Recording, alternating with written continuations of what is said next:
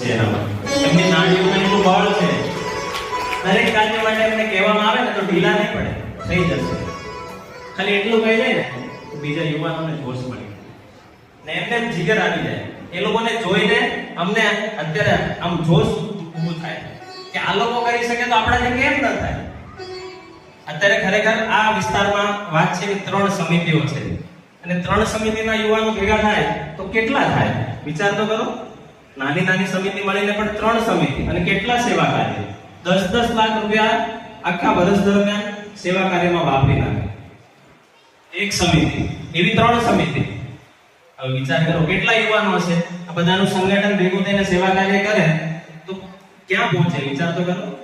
બાપુનું દેવી કાર્ય ક્યાંય ઊભું રહે ખરું? કોઈ રોકી શકે? કોઈની તાકાત છે? હા કે ના?